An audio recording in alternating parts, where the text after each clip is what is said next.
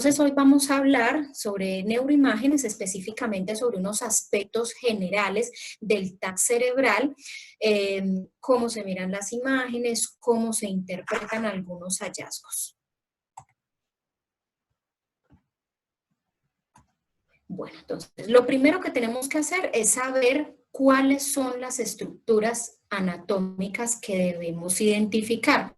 Cuando vemos una imagen cerebral como esta, ¿cierto? Un TAC cerebral a la izquierda de la pantalla y una resonancia cerebral a la derecha, va a ser muy difícil interpretar o localizar las estructuras si no sabemos un poco de bases anatómicas, ¿cierto?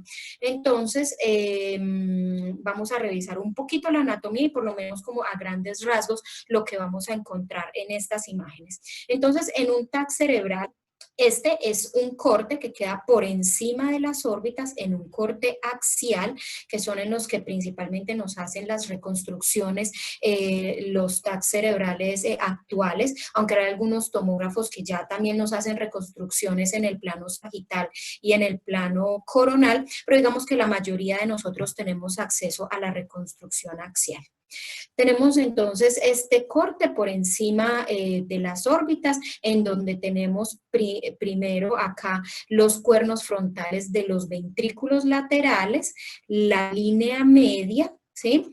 Tenemos varias estructuras que ahorita las identificaremos, que son las calcificaciones fisiológicas, pero entonces hay varias, primero, en el TAC cerebral. Miren ustedes que los núcleos de base, si bien sabemos que están en esta área, es difícil identificarlos si no sabemos lo que estamos buscando. Mientras que en la resonancia, en este caso una secuencia potenciada en T2,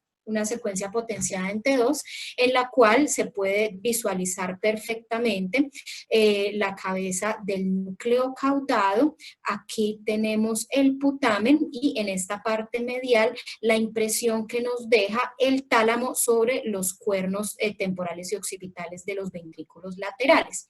Y se ve muy bien en la resonancia la diferenciación entre la corteza y la región subcortical, tanto en una secuencia T1 como en una secuencia T2 como esta, en la que el líquido cefalorraquídeo es blanco. Sin embargo, en el TAC cerebral, miren ustedes que no tenemos la misma calidad de definición, pero como ya sabemos cuáles son las estructuras anatómicas a identificar en este corte, entonces podemos identificarlas más rápidamente. Entonces ya sabemos que aquí tenemos la cabeza del núcleo caudado, acá tenemos el putamen, ¿sí? Y en la parte más medial tenemos el tálamo.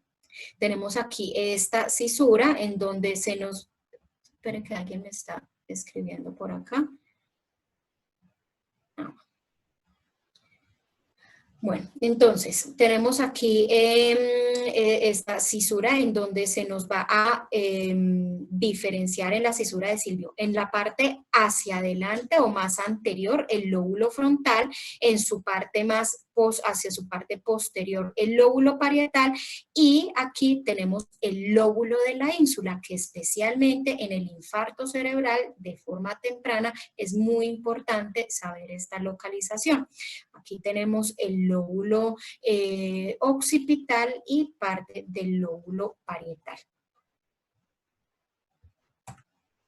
Aquí podemos ver mucho más fácil estas estructuras que les quería mostrar: la cabeza del núcleo caudado, el putamen, el tálamo, ¿cierto? Sabemos que la estructura de sustancia blanca que se encuentra entre la cabeza del núcleo caudado y el putamen es el brazo anterior de la cápsula interna.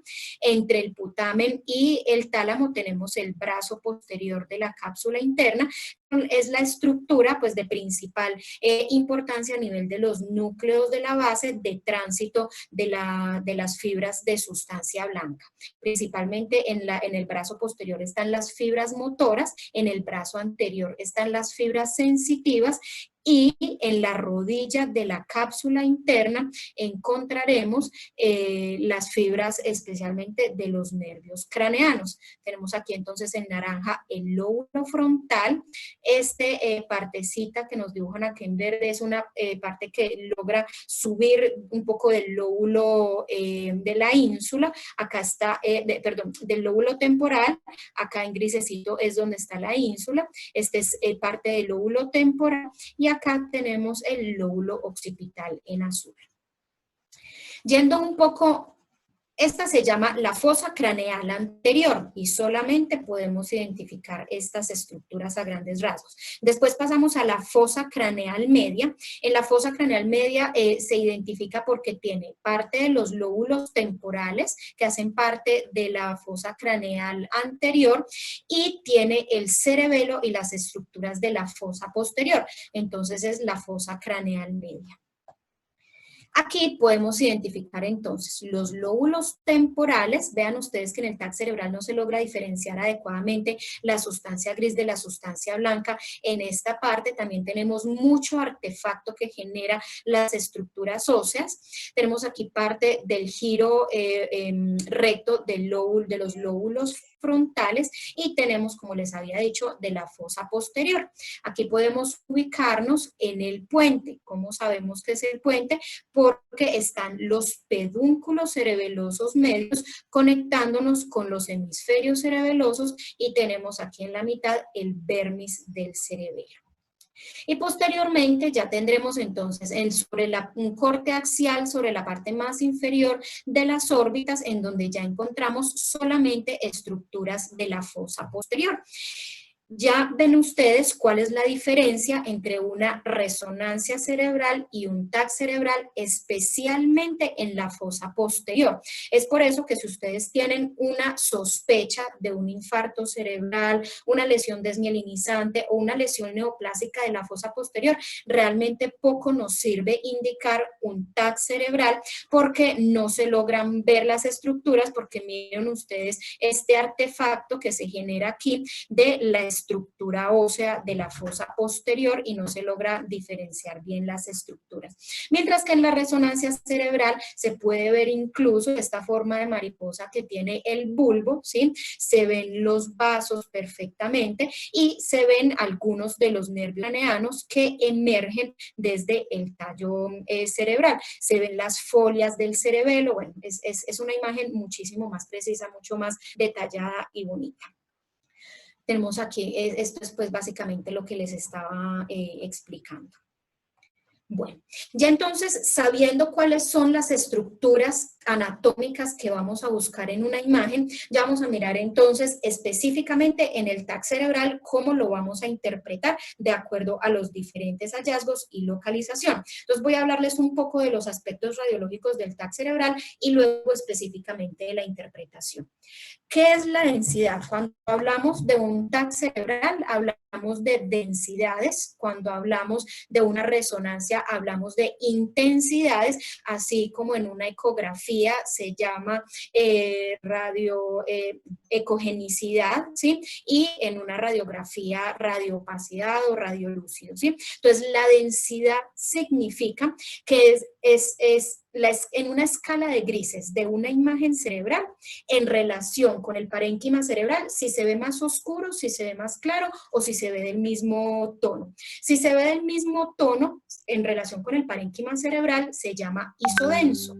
Si se ve más claro, se llama hipodenso y si se ve más, más oscuro, negro, se llama hipodenso y si se ve más claro, o sea, más blanco, se llama hiperdenso. Entonces, si ampliamos esta parte acá entre el lóbulo frontoparietal, ¿cierto? Lo ampliamos acá, podemos ver. El parénquima cerebral se considera isodenso.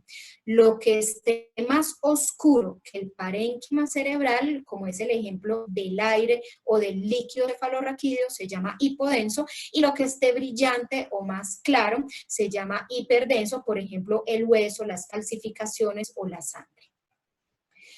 Vamos a tener 4 reglas básicas para la interpretación de las imágenes en el TAC cerebral. Primero, debemos identificar las hiperdensidades, si son normales o si son patológicas. Después debemos mirar la simetría y la ubicación de la línea media. Posteriormente miraremos los ventrículos y la circulación del líquido cefalorraquídeo en el espacio subaracnoideo y finalmente tendremos que describir la lesión que veamos y determinar si esa lesión es intraaxial o es extraaxial. Entonces, primera regla, identificar las hiperdensidades, ¿cierto? Entonces, hay unas hiperdensidades, o sea, lesiones blancas, ¿sí? Que son normales, por ejemplo, el hueso, como lo veíamos aquí, ¿cierto?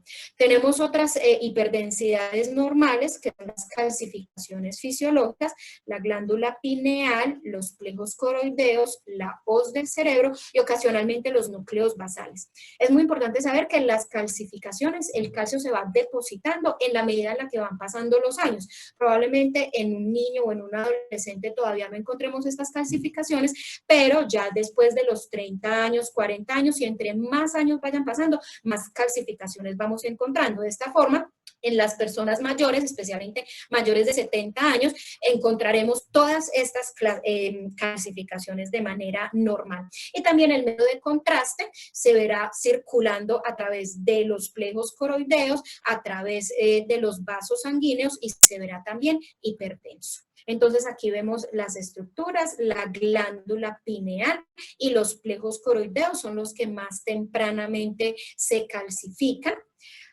Aquí podemos ver la hoz del cerebro que tiene una calcificación redondeada, pero en la mayoría de las imágenes veremos esta calcificación de una manera lineal, porque es un pliegue de meninges que se va a calcificar. Y los núcleos de la base, pues obviamente yo busqué aquí una imagen muy representativa, pero pueden ser calcificaciones hiperdensas, un poco más claras y menos definidas que estas que les estoy mostrando. Entonces, después de identificar las hiperdensidades normales, pues vamos a identificar las hiperdensidades anormales y ya se describirán como tales. Entonces hay que mirar las lesiones calcificadas, si hay presencia de sangre o no, los metales y los dispositivos. Y ya vamos a ver cada uno de estos en ejemplos. Estas, por ejemplo, entonces se describirían como lesiones puntiformes hiperintensas corticales en el lóbulo frontal de manera bilateral, teniendo una lesión frontal, ¿cierto? Y 3 lesiones frontoparietales. Este que es la cisura central, ¿sí? O de Silvio, es la de Rolando, perdón, es la más profunda y esta es la que nos va a dividir entre el lóbulo frontal y el lóbulo parietal. Tenemos aquí otra lesión hiperdensa que, como ustedes ven aquí, es difícil diferenciar la cabeza del núcleo caudado, el putamen y el tálamo, pero como ya sabemos las estructuras anatómicas, sabemos la localización de esa lesión. Entonces es una lesión hiperdensa, redondeada de bordes irregulares a nivel de los núcleos de la base, específicamente a nivel del tálamo, entre el tálamo y el putamen del lado derecho. Esta es otra cosa, este es el lado derecho y este es el lado izquierdo. Ustedes tomen la lateralidad como si el paciente estuviera acostado frente a ustedes con los pies, o sea, como si ustedes estuvieran hacia los pies de la cama del paciente. Esta es una imagen hiperdensa que corresponde a una hemorragia, pero además tiene algunas hipodensidades a su alrededor porque tiene edema cerebral periférico a la lesión. Y está generando efecto compresivo porque miren ustedes que desvía un poco la línea media aquí a nivel del cuerno frontal del ventrículo lateral ipsilateral. Esto es para mostrarles cómo evoluciona la sangre en un TAC cerebral a medida en la que pasa el tiempo. Entonces, inicialmente tenemos acá, se ve muy hiperdensa el primer día. Esta lesión ya es a las 2 semanas. Vemos que va disminuyendo la densidad en la manera que se va reabsorbiendo la hemorragia y se va metabolizando los componentes de la hemoglobina. y ya posteriormente va a quedar solamente la lesión malásica en donde estaba localizada la hemorragia. Esta otra hipodensidad que se encuentra a nivel del lóbulo occipital contralateral a la lesión que acabamos de describir corresponde a un área de encefalomalacia, probablemente correspondiente a un infarto cerebral previo en el territorio de la arteria cerebral posterior. ¿Cómo sé que es un área de encefalomalacia? Porque si bien esta hemorragia me está generando efecto compresivo sobre el cuerno occipital del ventrículo lateral, del otro lado tenemos una retracción por falta del tejido occipital, ¿cierto? Entonces, cuando esta pared del ventrículo debería estar aquí, está retraída hacia en la parte occipital por falta del tejido para compensar este. Bueno, aquí tenemos entonces otra causa de hiperdensidad anormal. Tenemos dos causas de hecho. La primera es que vean ustedes, tenemos todos estos fragmentos que corresponden a esquirlas de un proyectil de arma de fuego que se encuentra ya alojado aquí en el hueso a nivel del lóbulo parietal. Y este mismo proyectil nos está generando un artefacto, ¿sí? Porque es un metal allí depositado que no nos permite visualizar adecuadamente lo que hay subyacente a esta lesión. Aquí donde quedaron pedacitos de perdigón probablemente, ¿sí? Podemos ver que hay unas partes más hiperdensas y otras partes menos hiperdensas, ¿sí? Pero que en relación al tejido cerebral siguen siendo más claras, o sea, siguen siendo hiperdensas. ¿Qué significa? Que tenemos, además de, de estos perdigones, tenemos un sangrado o una lesión hemorrágica a consecuencia de esto que nos está generando un efecto compresivo y genera desviación de la línea media hacia el lado contrario. Aquí tenemos otra de las causas de hiperdensidades. En este caso es un artefacto por un dispositivo, un clip para un aneurisma, que probablemente se encuentra en la bifurcación de la arteria carótida interna del lado izquierdo y no nos permite la adecuada visualización de los lóbulos temporales, de la silla turca y parte del puente. Entonces es una hiperdensidad que corresponde a un artefacto de un clip, de un aneurisma. Es muy común encontrarlo. Bien. Entonces, la primera regla, identificar las hiperdensidades si son normales o si son anormales. La segunda regla, entonces, es identificar la simetría para poder, en estas lesiones hiperdensas, pues es, digamos, fácil identificarlas porque son muy grandes, pero las lesiones hipodensas son menos fáciles de identificar. Entonces uno tiene que mirar si un lado es igual al otro y cuál es la asimetría para poder saber qué es lo anormal en estas lesiones. Entonces, primero, para poder saber si un TAC está tomado con una buena técnica o que por lo menos está en el plano axial de forma correcta, porque puede ser que por acá en un lado tenga la órbita y en el otro lado tenga el lóbulo temporal y entonces la imagen está inclinada y yo no voy a poder identificar adecuadamente las lesiones asimétricas, ¿sí? Lo primero que tengo que mirar es qué tanto voy a confiar en este TAC a través de mirar la simetría. Entonces voy a comparar el tamaño de los globos oculares, es lo primero, en este caso están muy simétricos. Lo segundo que voy a identificar es que los lóbulos temporales aparezcan al mismo tiempo en el lado derecho y en el lado izquierdo, que las celdillas mastoideas también aparezcan al mismo lado. Por ejemplo, si bien sabemos que los globos oculares están muy simétricos, en este punto vemos un poco de las celdillas mastoideas, mientras que en el lado izquierdo apenas está empezando a aparecer, ¿sí? Entonces sí está un poquito inclinada la imagen. Y acá ya sí se ven un poco más simétricas. Entonces, esto es lo primero. Globos oculares, lóbulos temporales. Tercero, celdillas mastoideas.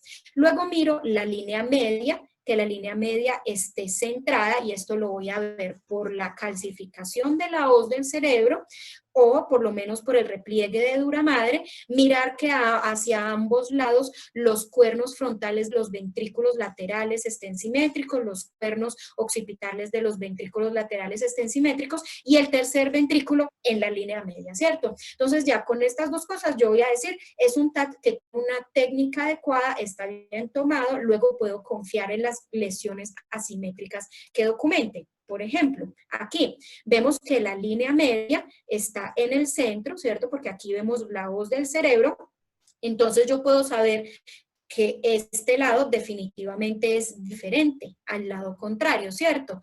¿Cuál de los dos lados será el normal o el anormal? Pues ya me tocará pensar, ¿cierto?, en las estructuras anatómicas y decir, en la parte más superior de la calota se encuentra el lóbulo frontal, entonces lo más normal es encontrar los surcos, ¿cierto?, que se van generando y aquí podemos ver que los surcos están absolutamente apretados, ya más adelante profundizaremos un poco más sobre esta imagen y que se puede dibujar el borde de la.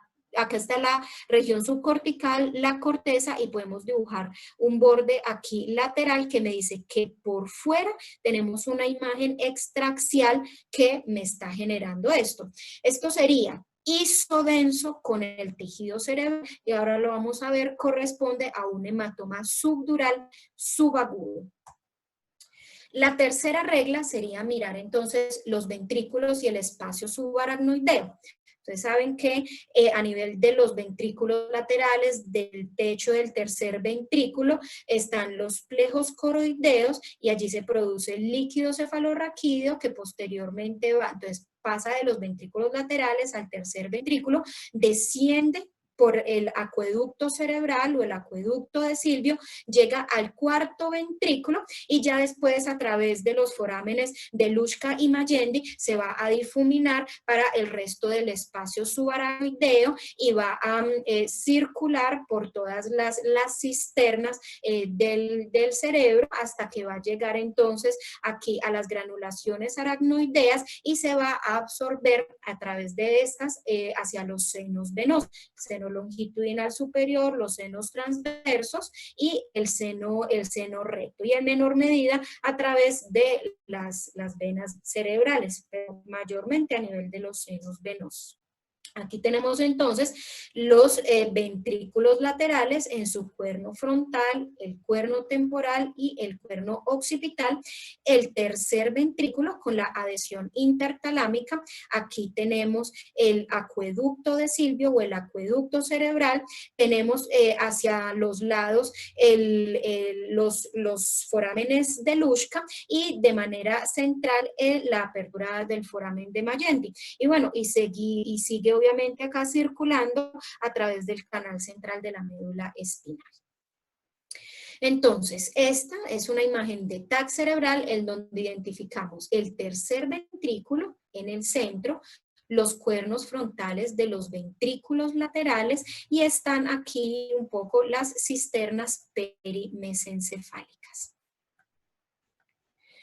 En este caso ya tenemos una alteración, ¿cierto? Si conocemos la anatomía, sabemos cómo se ve un TAC cerebral normal, ¿sí? Y ya aquí vemos algo absolutamente alterado. Primero vemos una lesión gigante, ¿cierto? Aquí estaríamos un poco en la fosa craneal media, tenemos los lóbulos frontales, los lóbulos temporales que hacen parte de la fosa craneal anterior, pero tenemos el cerebelo y el puente que hacen parte de la fosa craneal posterior. Estamos acá en la unión pontomesencefálica. Tenemos una lesión hiperdensa, redondeada, de bordes más o menos regulares, correspondiente a una hemorragia en el hemisferio cerebeloso derecho que está generando efecto compresivo sobre el hemisferio cerebeloso izquierdo. Y además aquí debería estar el cuarto ventrículo que lo está comprimiendo completamente. Entonces, claro, como el líquido no puede drenar del cuarto ventrículo por el foramen, los forámenes de Luschka, el foramen de Magendie y hacia pues los senos venosos, entonces desde acá hacia arriba se empieza a generar un efecto obstructivo, generando dilatación del tercer ventrículo y los ventrículos laterales. Esto es una hidrocefalia obstructiva secundaria a una lesión estructural por una hemorragia cerebelosa. Aquí no tenemos una lesión estructural que nos esté causando una obstrucción, pero tenemos también una hidrocefalia. Miren acá los cuernos frontales de los ventrículos laterales, el tercer ventrículo y los cuernos occipitales están absolutamente redondos. Esto se llama abalonamiento de los ventrículos laterales, ¿sí? Es una forma abalonada. Pero no solamente es una forma abalonada, sino que tiene tanta presión este líquido cefalorraquídeo en los ventrículos laterales que se está filtrando hacia el tejido encefálico, tanto a nivel frontal, porque el cono de presión va hacia adelante, como a nivel temporal y occipital, hacia lateral y hacia atrás, ¿sí? Entonces, la dilatación no genera tantas manifestaciones clínicas como si el edema trasependimario que se genera con la hidrocefalia, ¿sí? Entonces, a este paciente se le hizo un drenaje del líquido cefalorraquídeo a través de un catéter de derivación ventricular que puede ser solamente externo, ¿sí? O puede generarse con comunicación hacia el peritoneo. En el caso se llamaría un catéter de derivación ventrículo peritoneal. Mejoró el tamaño de los ventrículos, ¿cierto? Notablemente. Miren aquí esta forma redonda en las paredes y acá ya está mejorando y se está acomodando nuevamente la cabeza del núcleo caudado, pero todavía persisten dilatados. ¿Por qué? Porque igual ya se generó una deformación y una atrofia cerebral que genera también esa dilatación. Pero miren que mejoró notablemente el edema trasependimario que tenía este paciente y probablemente mejoraron las manifestaciones clínicas dependiendo del tiempo de evolución que llevara la hidrocefalia. En esta imagen cerebral vemos los surcos que nos están separando los diferentes giros cerebrales, que es lo normal. Entonces tenemos un giro, un surco, un giro, un surco, ¿sí? En la medida en la que van incrementando el tamaño de los giros, van disminuyendo el tamaño de los surcos, ¿sí? De tal forma que si hay edema cerebral, ¿sí? Entonces van a desaparecer los surcos como vemos aquí en esta imagen. Probablemente un paciente con un trauma cráneoencefálico severo, ¿sí? Con un edema cerebral marcado en el que ya desaparecieron todos los surcos por edema de los giros. La cuarta regla, entonces, ya tuvimos la primera regla, que es entonces la identificación. Voy a volver acá un poco, la identificación de las estructuras hiperdensas normales o anormales. Tenemos la segunda regla, que es la simetría y la valoración de la línea media. Ya tuvimos la tercera regla, que es mirar en los ventrículos y el espacio subaracnoideo. Ahora vamos con la última y cuarta regla, que es si la lesión que tenemos es intraaxial o es extraaxial. Entonces, aquí tenemos ya la línea media está central, ¿sí? Entonces, aquí yo digo, hombre, la línea media está central, deberían ser iguales ambos lados, y veo aquí una pequeña lesión isodensa redondeada, ¿sí? Pero alrededor una hipodensidad digitiforme. Miren ustedes que estos parecen unos deditos aquí abrazando la lesión, ¿sí? Esto es también hacia la región medial, ¿sí? Dibujando de una forma mucho más marcada la diferenciación córtico-subcortical, ¿sí? Entonces, miren que por fuera de esta imagen redondita tenemos todavía parénquima cerebral. Entonces sabemos que es una lesión intraaxial. Y este edema así en deditos o digitiforme es un edema vasogénico. Tenemos así entonces el segundo tipo de edema. El edema trasependimario, ¿sí? El segundo tipo de edema que es el vasogénico, y ahora hablaremos del tercer tipo de edema que es el citotóxico. Y aquí tenemos el ejemplo de la lesión extraaxial, ¿sí? Extraaxial significa que viene ya por fuera de la pía madre, ¿sí? Extraaxial puede ser por fuera de la pía madre, por fuera de la dura madre, pues ya depende de la lesión, pero lo importante es que esté por fuera del tejido cerebral. Esto es un hematoma epidural que genera un efecto compresivo marcado sobre la línea media, comprimiendo aquí en su parte más inferior el cuerno frontal del ventrículo lateral. Entonces, esta imagen es extra porque podemos ver tejido cerebral o parénquima cerebral en su exterior, pero aquí no tenemos nada de tejido cerebral por fuera de esta lesión. Lo mismo, nuevamente, en el hematoma subdural que habíamos visto. También sabemos que es extraaxial porque vemos aquí todo el tejido cerebral que ya sabemos que cuando todos los surcos están más cerca, perdón, cuando todos los giros están más cerca, pues entonces no se pueden ver adecuadamente los surcos. Listo, ya entonces conocemos las estructuras cerebrales, ya sabemos cuáles son las reglas generales para valorar las imágenes, ahora interpretémoslas, ¿cierto? Entonces, primero, la hemorragia subaracnoidea. ¿Cómo será la hemorragia subaracnoidea? Hemorragia, sangre, o sea que es hiperdensa. Subaracnoidea en el espacio subaracnoideo. Entonces aquí tenemos los surcos cerebrales y en el espacio subaracnoideo, o sea, por debajo del aracnoides, tenemos una hiperdensidad que dibuja perfectamente los surcos. Y aquí es, entonces, cuando uno dice, es una hemorragia subaracnoidea. Aquí tenemos otra hemorragia subaracnoidea en diferentes momentos de evolución. Aquí es una primera imagen de este paciente en donde solamente se logra ver un pequeño puntico hiperdenso. En este paciente podríamos decir, incluso uno puede mirar de manera inicial esta imagen y decir, no, esto es un TAC completamente normal, pero si vemos en la clínica es un paciente con una cefalea en estallido, o sea que alcanzó la máxima intensidad en el primer minuto y sospechamos, lo primero que hay que sospechar, una hemorragia subaracnoidea, ¿cierto? Con un TAC cerebral de este tipo, uno dice, puede ser normal, puede ser que no, le hacemos una punción lumbar para documentar si tiene hematíes frescos o crenados, ¿sí? Y dependiendo del resultado, o en algunos casos, en todos los pacientes igual se haría una panangiografía cerebral. En este paciente, ¿sí? Luego, ¿a qué evolucionó? ¿Sí? Mientras que se podía corregir el hallazgo de la hemorragia subaracnoidea ¿sí? Y se generó una hemorragia subaracnoidea difusa, pues marcada, ¿cierto? Está ya todo el espacio, ya no solamente aquí a nivel del lóbulo frontal, sino en el lóbulo temporal, ¿cierto? Y aquí en estas cisternas, en la cisterna prepóntica.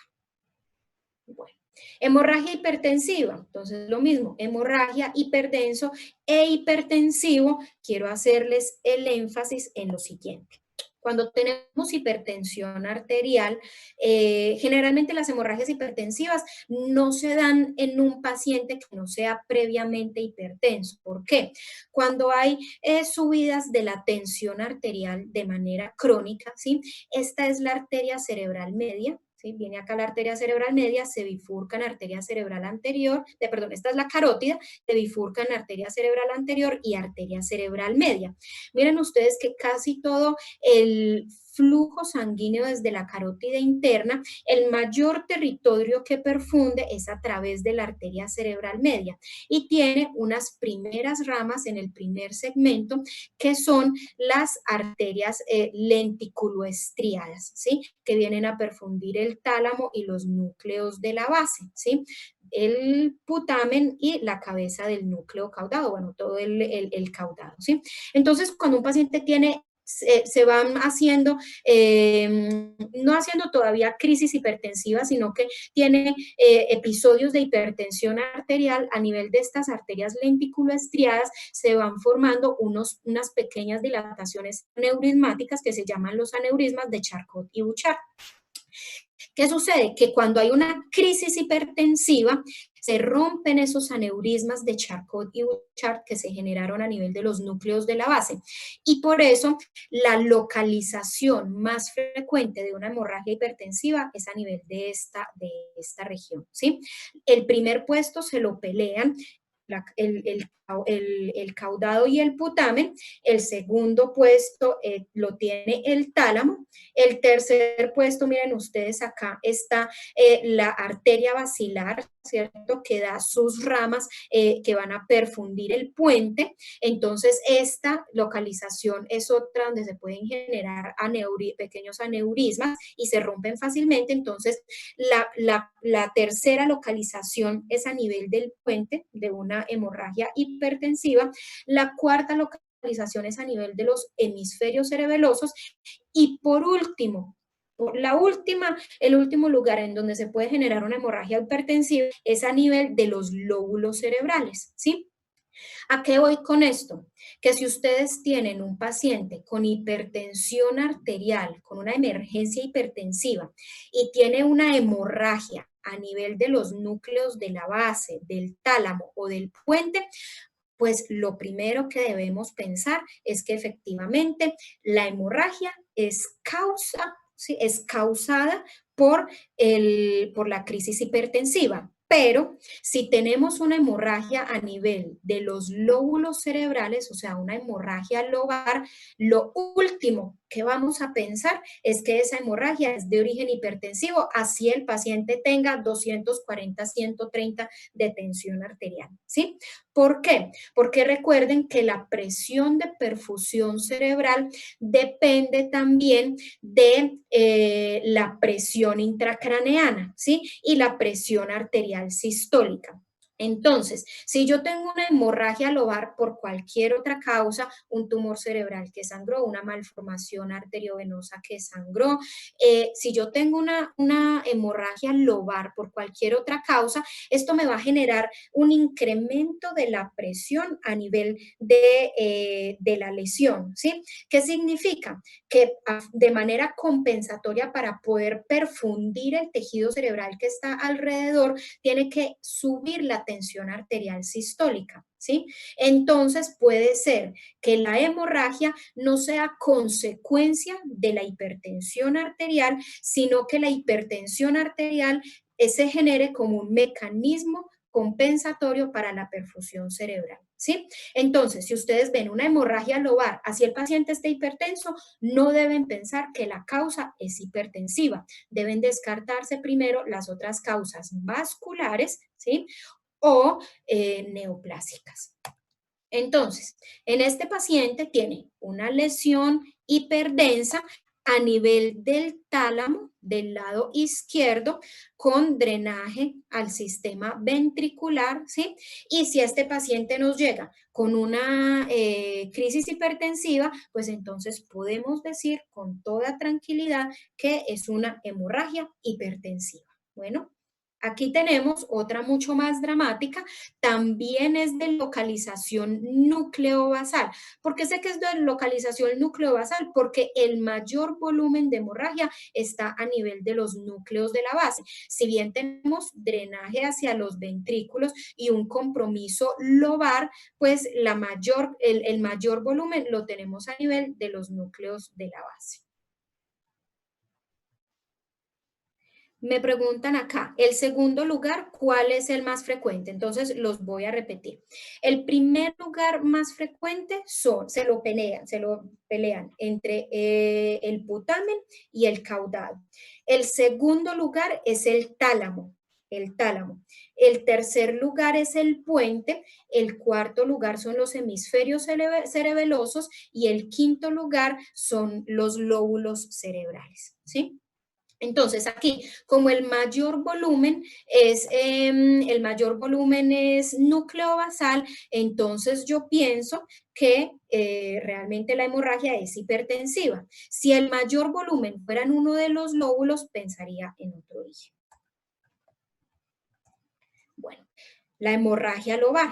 Entonces, aquí tenemos el siguiente caso. Es una lesión redondeada, hiperdensa, de bordes regulares a nivel del lóbulo frontal, casi que en la unión frontoparietal, ¿sí?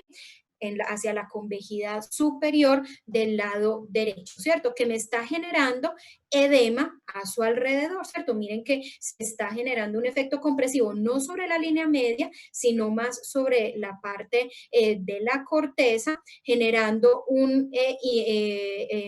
una compresión y un borramiento de los surcos hacia esta región, ¿sí? Esta es una hemorragia lobar. Entonces, las hemorragias lobares, vamos a pensar en etiologías vasculares y no vasculares.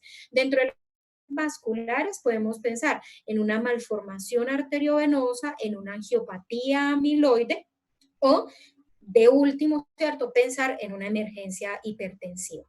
Dentro de las causas no vasculares están las neoplasias de un crecimiento rápido que sangran o los abscesos cerebrales embólicos que también tienen probabilidad de hacer sangrado a su alrededor. Las hemorragias traumáticas, pues yo siempre he dicho que pues es, digamos, muy importante describirlas, pero pues tenemos el paciente que llega porque tuvo un traumatismo, ¿sí? Y encontramos una hemorragia, entonces podemos saber mucho más fácil la etiología. Entonces está el hematoma epidural, ¿cierto? Que es por ruptura de los vasos sanguíneos que quedan justo por debajo de la tabla ósea y por encima de la dura madre. Como queda por encima de la dura madre, ¿cierto? Entonces se genera esta convejidad hacia interna, ¿cierto? Entonces tenemos una convejidad externa y una convejidad interna. Entonces se describe como una imagen biconvexa, ¿listo? Biconvexa. Y es extraaxial. Aquí tenemos, por ejemplo, es muy redondito, convexo hacia afuera y convexo hacia adentro. Entonces, esto es un hematoma epidural, que es una lesión traumática. También, ¿qué nos indica aquí que esto fue secundario a un trauma? Tenemos un hematoma subgaleal, ¿cierto? Aquí en el tejido celular subcutáneo también tenemos una lesión hemorrágica que no se ve hacia el otro lado. El hematoma subdural, como el nombre lo dice, se genera por debajo de la dura madre, ¿cierto? Entonces está, aquí me queda la dura madre, aquí me queda la dura madre y una capa, la capa parietal del aracnoides.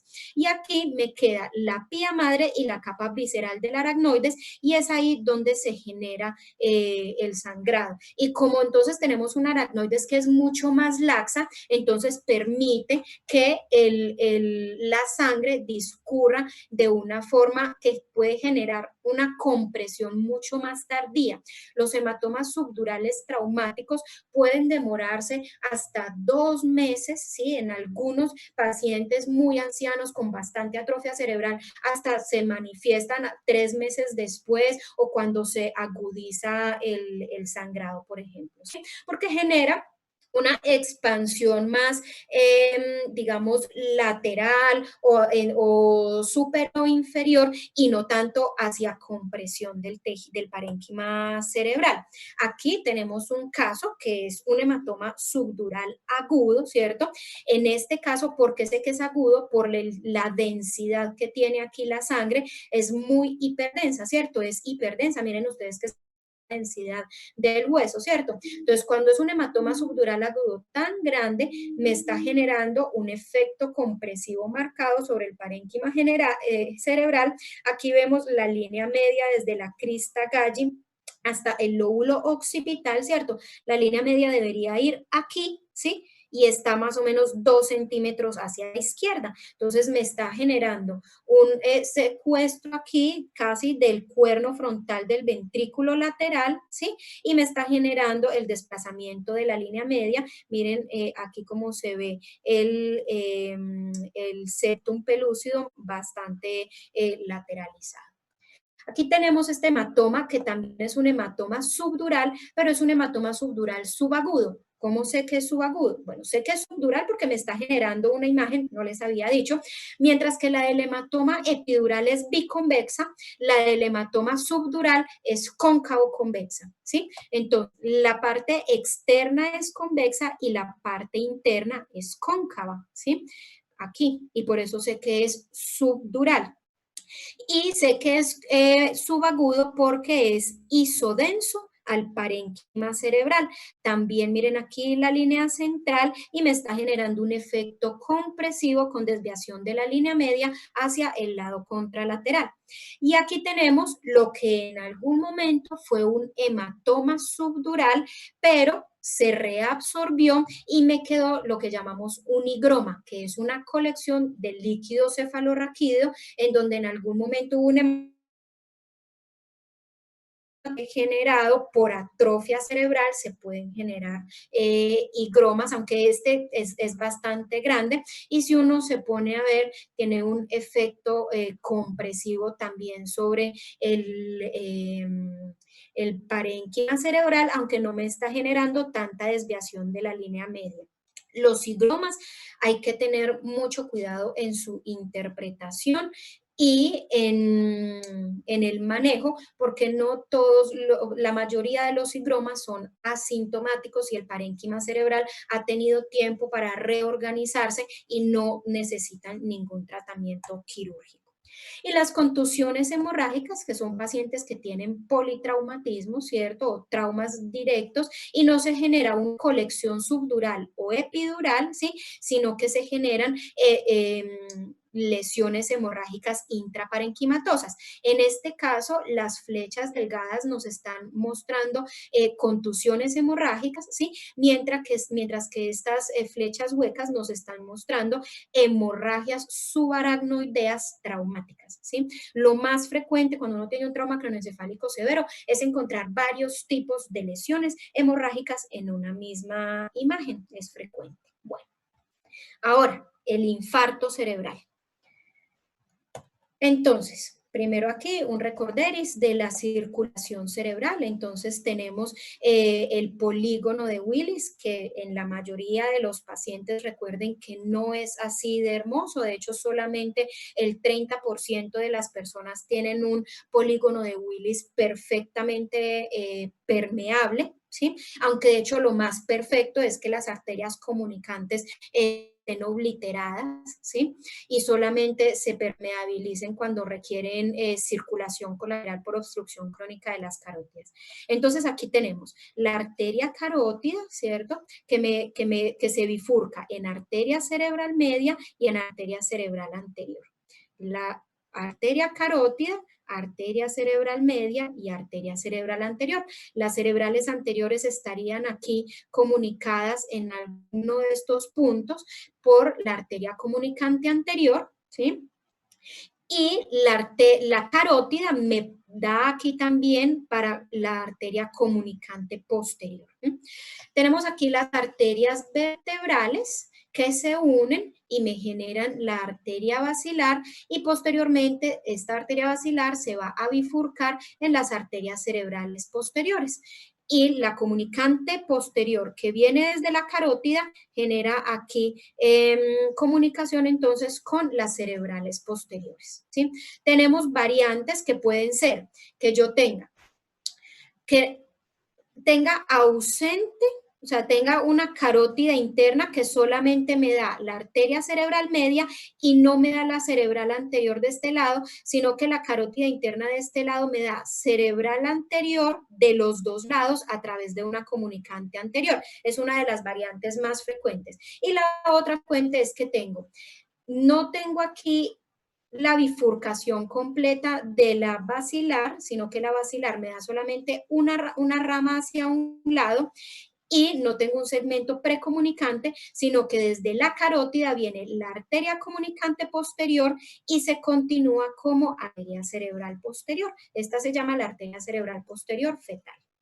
Tenemos aquí entonces a contarles en grandes rasgos cuál es la distribución vascular del parénquima cerebral. Miren ustedes, en moradito tenemos el territorio de distribución de la arteria cerebral media, que es el mayor de todos. Entonces tenemos el lóbulo frontal en toda la parte lateral, el lóbulo parietal, ¿sí? Hasta la unión occipitoparietal. Tenemos la parte basal del lóbulo temporal, ¿sí? Y tenemos, aquí lo ponen en moradito, ¿cierto? Pero también en rojo, pero esto también hace parte de la circulación de la arteria cerebral media a través de ramas penetrantes. Bueno, este, que sería como un azulito claro o casi gris, se ve en esta diapositiva, es el territorio de circulación de la arteria cerebral anterior, que básicamente son los lóbulos desde el frontal y el parietal en toda su parte medial, solamente en la parte medial. Y tenemos el lóbulo, la arteria cerebral posterior, que me va a irrigar los lóbulos occipitales. Los occipitales y solamente una partecita de la unión parieto-occipital en la parte más posterior. Bueno, estos verdecitos son, hacen parte también de la arteria coroidea anterior, que es rama de la arteria cerebral anterior, y en cafecito tenemos ramas penetrantes de la arteria cerebral posterior. Bueno. ¿A qué? ¿Por qué les mencioné los territorios vasculares? Porque cuando tenemos lesiones hipodensas, pues lo primero que debemos pensar es, además del edema cerebral, es pensar que es un infarto cerebral, que de hecho es una manifestación de un tipo de edema cerebral, que es el edema cerebral citotóxico, el tercer tipo de edema cerebral. Recuerden, el trazependinario, que es el que se da por la hipertensión del líquido cefalorraquídeo, el edema vasogénico, que es el digitiforme, que es el que se genera especialmente en los abscesos o en las neoplasias, y el tercero, que es el citotóxico, que es por destrucción y necrosis del tejido cerebral, que es el característico de los infartos cerebrales. Miren cómo se dibuja perfectamente un infarto cerebral de la arteria cerebral media. Se deja libre, se respeta pues el territorio de la cerebral anterior y se respeta el territorio de la cerebral posterior. Ya ahorita hablaremos de esta imagen acá. Entonces vemos una imagen hipodensa en cuña, que es lo característico de las imágenes por lesión vascular isquémica, ¿sí? En cuña, ¿por qué? Porque aquí está el tronco de la cerebral media y aquí están todas las ramitas que parten de la cerebral media, ¿cierto? Entonces se me tapó aquí y todas estas ramitas dejan de perfundir. Entonces, claro, se me genera una cuña. Bueno. Entonces, esto es un infarto cerebral agudo en el territorio de la arteria cerebral media izquierda, generando edema citotóxico con efecto compresivo sobre el cuerno frontal del ventrículo lateral ipsilateral con desviación de la línea media hacia el lado contrario. Así se describiría. Pero entonces uno siempre tiene como la costumbre o más el error de enfocarse en lo más grande y olvida las otras cosas. Miren, este paciente tiene acá otra lesión hipodensa a nivel del lóbulo occipital del mismo lado. Pero entonces miren que esta hipodensidad es diferente a esta. ¿Por qué? Esta es aguda o subaguda, mientras que esta, que es de la misma densidad del líquido cefalorraquídeo, es una lesión antigua o un área de encefalomalacia. Este paciente tiene un infarto agudo en el territorio de la cerebral media, pero tiene un infarto antiguo en el territorio de la cerebral posterior. Ya tocaría mirar por qué. O es un mecanismo cardioembólico, ¿cierto? Y el paciente tiene una fibrilación auricular, un foramen oval permeable con un aneurisma del septum interauricular que genera embolismos, ¿cierto? Pero también puede ser que tenga una estenosis digamos, en el segmento intracraneano de la arteria carótida y que tenga una variante fetal de la cerebral posterior, ¿cierto? Y se tapó primero la cerebral posterior y después se tapó la cerebral media, porque son del mismo lado, ¿sí? Bueno, es una de las cosas que hay que pensar. Dos cosas. Bueno, aquí tenemos esta imagen que uno dice, bueno, no está tan definido, ¿sí? Pero cuando vemos en una toma posterior, ¿sí? Vemos que aquí, cuando se veía, que uno lo veía pues normal, ¿sí? Sí hay una hipodensidad mayor, versus el otro lado a nivel de la ínsula.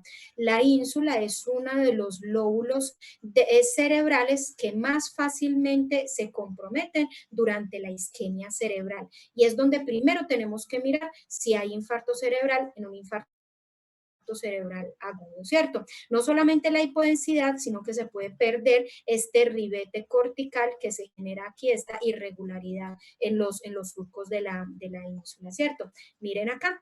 Aquí se ve muy bien esta irregularidad y del lado izquierdo no se ve y esto es porque el paciente tiene un infarto agudo de esta localización y al día siguiente pues podemos ver la instauración, ¿sí?, de una lesión hipodensa en forma de cuña, sino que aquí se preservó la región cortical. Probablemente este paciente ya tenía una isquemia crónica, una estrechez, una estenosis crónica, ¿cierto? Y logró generar circulación colateral hacia la corteza y solamente se infartó la región subcortical. En esta imagen es difícil, ¿cierto? Paciente que consulta por debilidad en el hemicuerpo izquierdo, ¿cierto? Entonces uno dice, mi cuerpo izquierdo, pues tendré que buscar una lesión a nivel derecho. Entonces voy a buscar una lesión a este lado. Tengo la línea central, ¿cierto? Está simétrica, los ventrículos laterales no están simétricos, ¿cierto? Entonces, a pesar de que tengo la línea central, ya tengo los ventrículos laterales asimétricos. Entonces, debo tener una lesión aquí que me está generando edema cerebral y comprimiéndome este ventrículo, ¿cierto? Inicialmente no se ve muy bien, pero les voy a mostrar.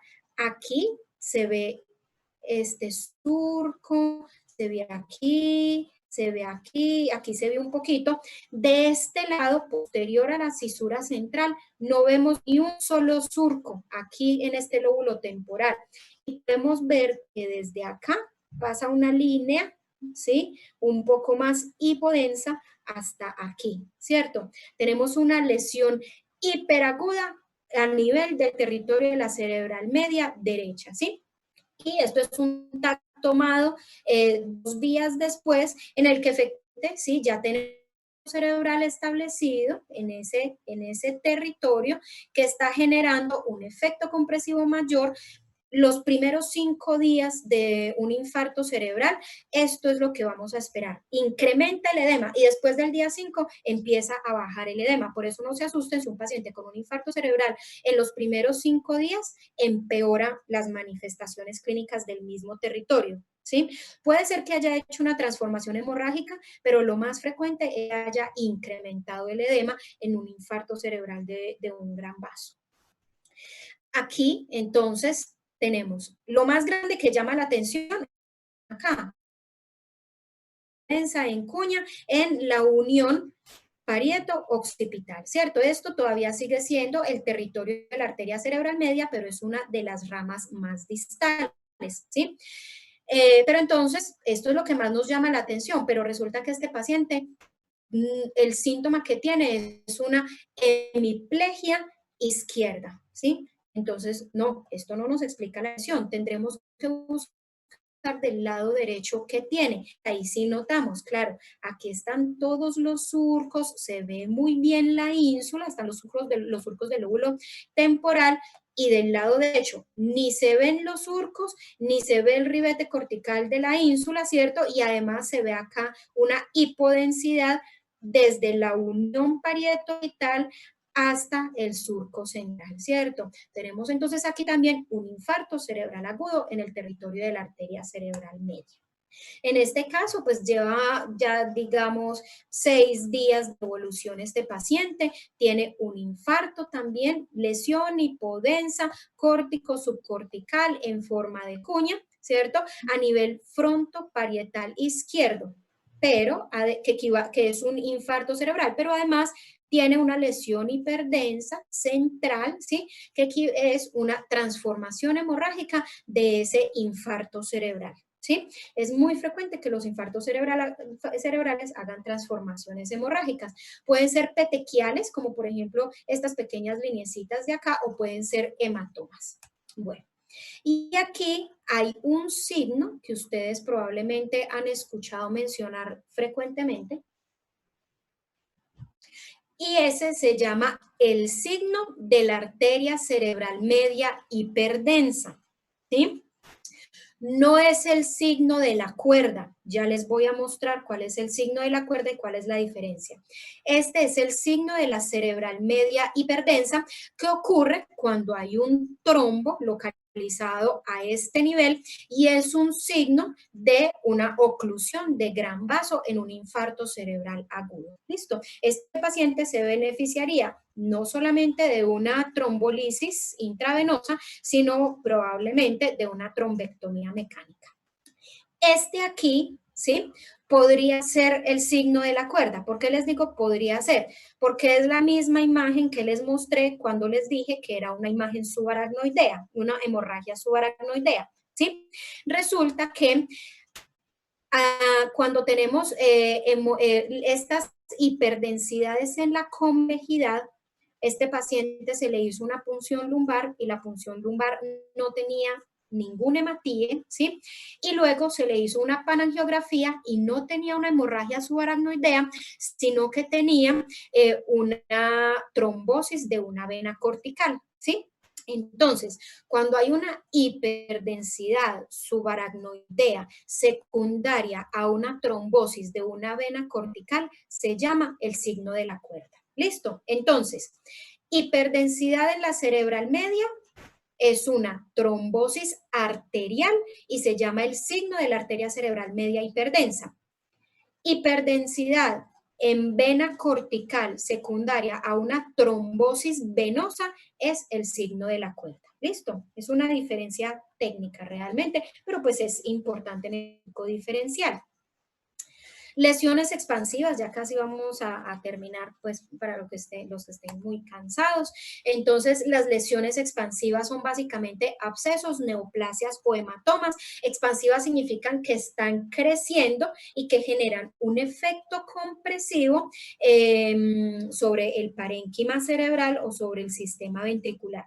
¿Qué tenemos que mirar? ¿Cuál es la forma de la lesión? ¿Dónde se localiza? Si sí tiene ese efecto compresivo o expansivo, ¿cuál es el edema que tiene perilesional? ¿Cuál es el tipo de edema? Generalmente en estos tres tipos de lesiones, especialmente las dos primeras, el absceso y las neoplasias, el edema es vasogénico, o sea, digitiforme, y vamos a mirar si capta o no el medio de contraste. Entonces aquí siempre tenemos que mirar si la línea media está centrada, ¿cierto? Para poder mirar si confiamos o no en las diferencias que hay a un lado. Entonces, claro, aquí tenemos la línea media, pero, ups, aquí hay algo diferente entre un lado y el otro. Aquí vemos muy bien el cono occipital del ventrículo lateral izquierdo, pero el derecho no se ve, ¿cierto? ¿Por qué? Porque tenemos aquí una lesión isodensa de bordes regulares localizada a nivel del lóbulo occipital, tal vez comprometiendo un poco también del lóbulo parietal y temporal del lado derecho, ¿sí? Esto podría corresponder a un hematoma subagudo, pero poco probable porque por esa localización, ¿sí? Que habría generado muchísimas manifestaciones clínicas. Probablemente es una neoplasia benigna que lleva muchísimo tiempo creciendo y teniendo en cuenta pues esos bordes regulares. Aquí tenemos otra lesión, ¿cierto? Bueno, esta lesión es puede ser intraaxial o extraaxial, ¿cierto? Aquí tendríamos que ponerle medio de contraste, hacer una resonancia para identificar apropiadamente. Aquí pareciera intraaxial, pero por el borde tan regular probablemente sea extraaxial. Tenemos aquí entonces estas imágenes, realmente son tres lesiones de bordes regulares redondeadas, ¿sí? Eso es hipodensa con un halo hiperdenso a su alrededor. Esta lesión es esta misma y esta es esta misma, ¿cierto? Y tenemos una hipodensidad más alrededor que vean ustedes que se generan como unos deditos, ¿sí? Eso se llama un edema digitiforme o edema vasogénico. Ese edema es característico de las neoplasias y abscesos cerebrales. Aquí probablemente se trate de un absceso cerebral, ¿sí? Pero es muy parecido también a un tumor, pero es más, eso es un absceso cerebral.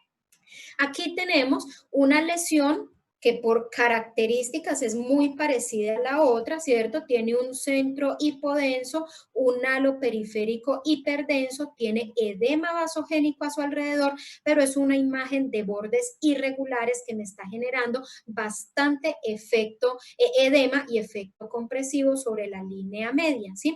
Esto es una lesión neoplásica, ¿sí? Y aquí tenemos otras lesiones que son lesiones redondeadas, hiperdensas, ¿sí? Con edema vasogénico alrededor, una muy en la unión córtico-subcortical, otra subcortical y otra aquí a nivel del hemisferio cerebeloso, ¿sí? Todas del mismo lado y hiperdensas porque captan el medio de contraste. ¿Cómo sé que tiene medio de contraste? Miren aquí, no se ven los vasos cerebrales que estén con medio de contraste y aquí vemos la arteria cerebral media de ambos lados y tenemos aquí el puntico de la basilar. Captan el medio de contraste de manera regular. Estos son probablemente abscesos cerebrales de mecanismo cardioembólico, ¿cierto? Un paciente que tiene una válvula protésica se sobreinfectó, un paciente que tiene vegetaciones por una endocarditis e hizo embolismos sépticos hacia el sistema nervioso central. Bueno muchachos, esto era pues lo que tenía pues para comentarles hoy. No sé si alguien más tenga alguna duda o si los que tenían dudas pues las dijeron y las resolvimos durante la charla.